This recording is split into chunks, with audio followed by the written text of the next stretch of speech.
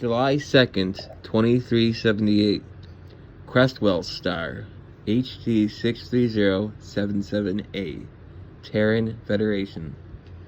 Captain to the bridge, Captain to the bridge.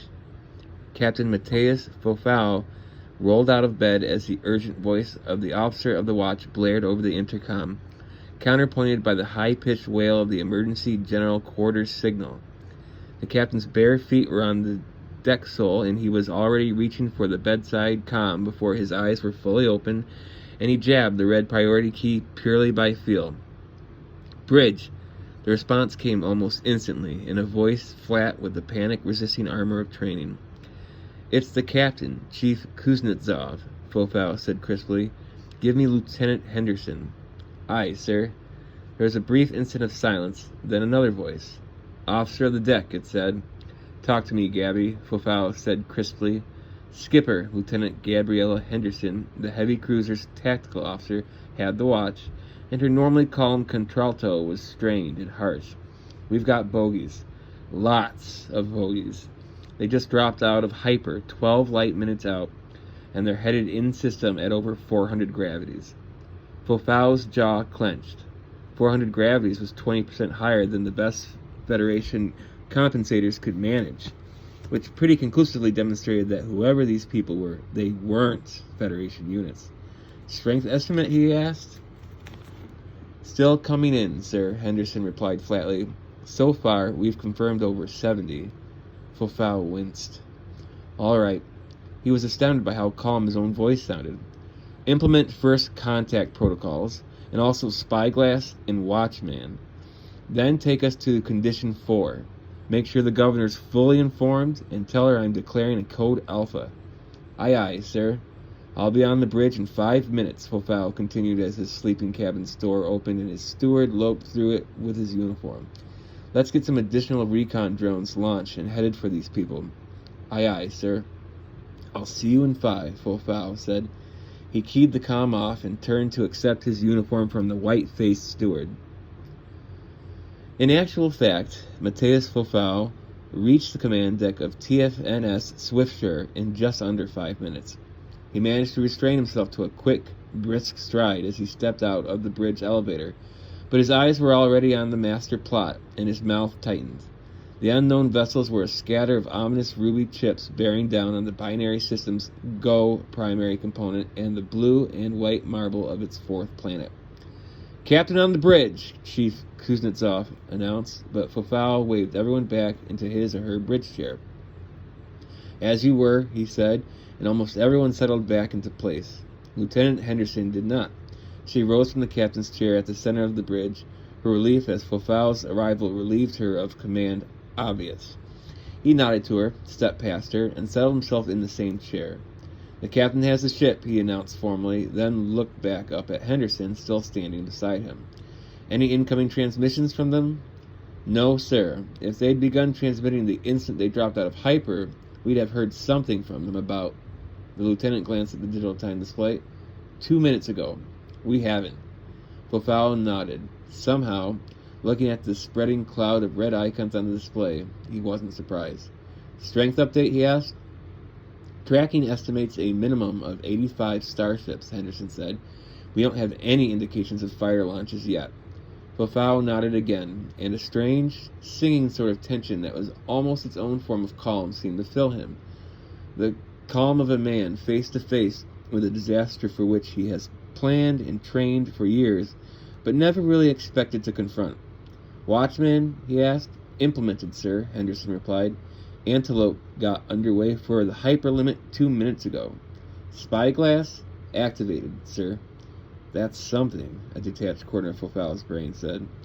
TFNS Antelope was a tiny, completely unarmed, and very fast courier vessel.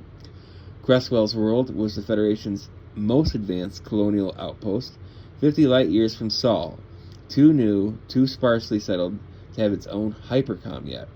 That left only courier ships, and at this moment Antelope's sole function was to flee solward at her maximum possible velocity with the word that Code Alpha had come to pass. Spyglass was the net of surveillance satellites stretched around the periphery of the star system's hyperlimit. They were completely passive, hopefully all but impossible to detect, and they weren't there for Swiftshore's benefit. Their take, all of it, was being beamed after Antelope, to make certain she had full and complete tactile records as of the moment she hypered out. And that same information was being transmitted to Antelope's sister ship, TFNS Gazelle, as she lay totally covert in orbit around the system's outermost gas giant. Her task was to remain hidden until the end, if she could, and then to report back to old Earth. And it's a good thing she's out there, Fofao thought grimly, because we certainly aren't going to be making any reports. Ship status, he asked. All combat systems are closed up at Condition 4, sir. Engineering reports all stations manned and ready, and both normal space and hyperdrives are online, prepared to answer maneuvering commands. Very good. Fofao pointed at her normally assigned command station and washed her head for it. Then he inhaled deeply and pressed a stud on the arm of his command chair. This is the captain, he said, without the usual formalities of an all-hands announcement. By now, you all know what's going on. At the moment, you know just as much about these people as I do. I don't know if they're the Gbaba or not. If they are, it doesn't look very good. But I want all of you to know that I'm proud of you. Whatever happens, no captain could have a better ship or a better crew. He released the comm stud and swiveled his chair to face the heavy cruiser's helmsman. Bring us to 015119er at 50 gravities, he said quietly, and TFNS Swiftsure moved to position herself between the planet whose human colonists had named it Crestwell's world and the mammoth armada bearing down upon it. Matthias Fofao had always been proud of his ship, proud of her crew, of her speed, of the massive firepower packed into her 750,000-ton hull.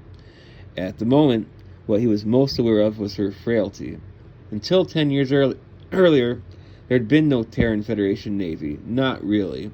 There had been something the Federation called a navy, but it had actually been little more than a fleet of survey vessels backed up by a handful of light-armed units whose main concerns had been search and rescue operations and the suppression of occasional, purely human predators. But then, 10 years ago, a Federation survey ship had found evidence of the first confirmed advanced non-human civilization. No one knew what that civilization's citizens had called themselves, because none of them were still alive to tell anyone. Humanity had been shocked by the discovery that an entire species had been deliberately destroyed, that a race capable of fully developing and exploiting the resources of its home star system had been ruthlessly wiped out. The first assumption had been that the species in question had done it to itself in some sort of mad spasm of suicidal fury. Indeed, some of the scientists who'd studied the evidence continued to maintain that that was the most likely explanation. Those holdouts, however, were a distinct minority. Most of the human race had finally accepted the second, and far more horrifying, hypothesis. They hadn't done it to themselves, someone else had done it to them. Fofao didn't know who'd labeled the hypothetical killers the Gbaba, and he didn't much care. But the realization that they might exist was the reason there was a genuine and steadily growing Federation Navy these days, and the reason contingency plans like Spyglass and Watchmen had been put into place, and the reason TFNS Swiftsure found herself between Crestwell's world and the incoming, still totally silent fleet of red icons. There was no way in the universe a single heavy cruiser could hope to stop, or slow down, or even inconvenience a fleet the size of the one headed for Fofao's ship. Nor was it likely he could have stayed away from hostile warships capable of the acceleration rate the unknowns had already demonstrated. But even if he could have, that wasn't Swiftshore's job. Even at their massive acceleration rate, it would take the bogies almost 4 hours to reach Crestwell's world, assuming they wanted to rendezvous with it. If all they wanted to do was overfly the planet, they could do it in less than 3.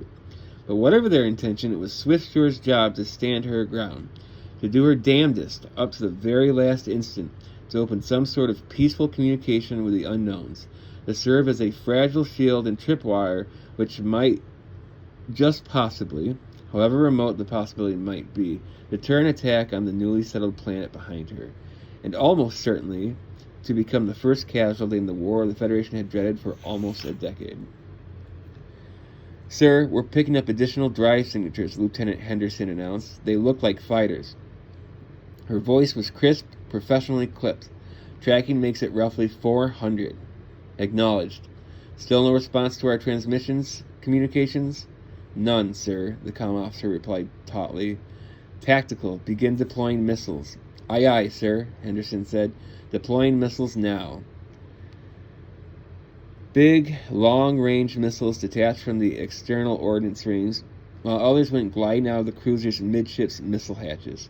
They spread out in a cloud about Swiftsure on their secondary station-keeping drives, far enough out to put the ship and their fellow missiles safely outside the threat perimeter of their preposterously powerful primary drives.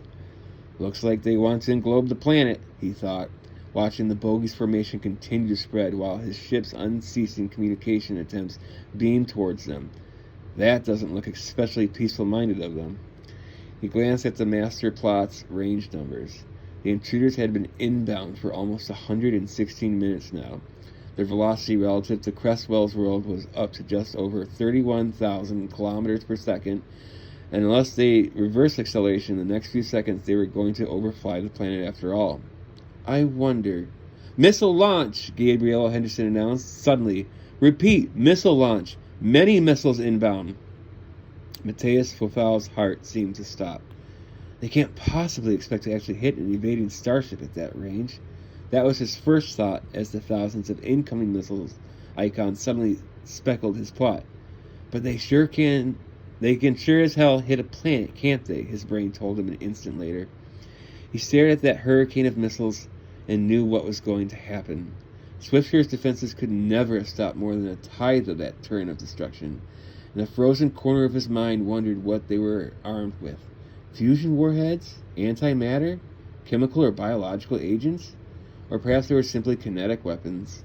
With the prodigious acceleration they were showing, they'd have more than enough velocity to do the job with no warheads at all.